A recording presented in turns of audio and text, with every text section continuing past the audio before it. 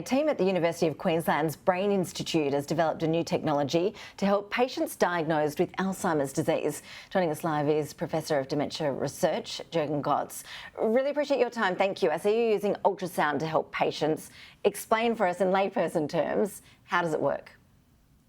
Yeah, hi. Thanks for giving us the opportunity to talk about our trial. So we are using therapeutic ultrasound as a potential way to treat Alzheimer's disease. And so we have started to treat the first of 12 patients which are enrolled for a safety trial. And we use ultrasound not as an imaging tool, as it is routinely being done, but we use ultrasound, in fact, as a pressure wave. And we have shown in animal work that this modality can improve memory functions in Alzheimer's mouse models, but also in normally aged mice. It is remarkable. We all really hope that you're successful. Just tell us about the human trials. How long do they go for? What are you actually doing to a person involved in these trials, and how long before we know if it'll work? Yeah, obviously it's a safety trial, and after the safety trial has been finished, we would start and initiate an efficacy trial. So we have enrolled 12 patients. So we will treat the first 4 patients fortnightly, 4 times.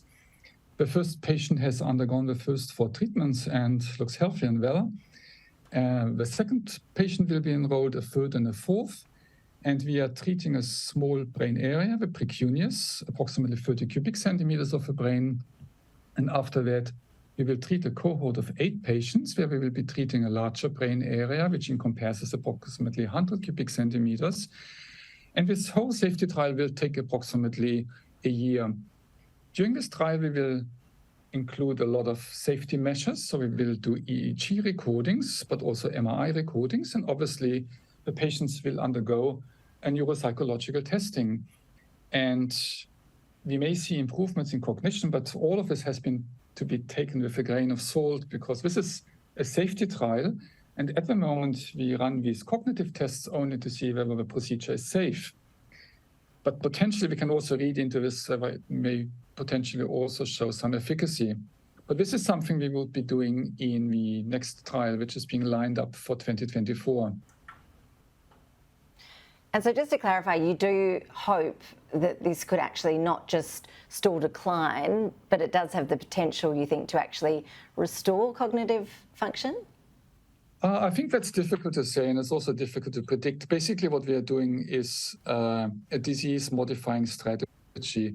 And as we know from, for example, antibody treatments, the aducanumab trial, for example, what has been achieved is a slowing in cognitive decline. I think it's much too early at this stage to predict what this methodology or this new treatment modality will achieve, but we are optimistic based on the studies we have conducted in animal models that it may potentially also show efficacy in human patients. I mean, we have to understand that at the moment there's no treatment, there's no real treatment for Alzheimer's disease. So more than 200 trials have failed in the past.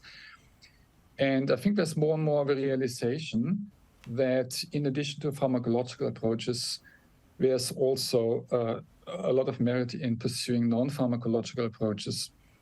So we would foresee as we go into the future using our approach, but also combining it with drug delivery, and in fact using this modality to deliver drugs, something we are not doing at the moment. So it's kind of a staggered approach. We start with this clinical trial where we use ultrasound on its own. This will be followed by an efficacy trial, but ultimately we would also use ultrasound for drug delivery. So it's a multi-staggered approach. Professor Gotz, we are all cheering you on. We would all love to see you be successful. We'll be following this closely over the next couple of years and wish you the best of luck with it. Yeah, thanks a lot. We need it. Thanks a lot.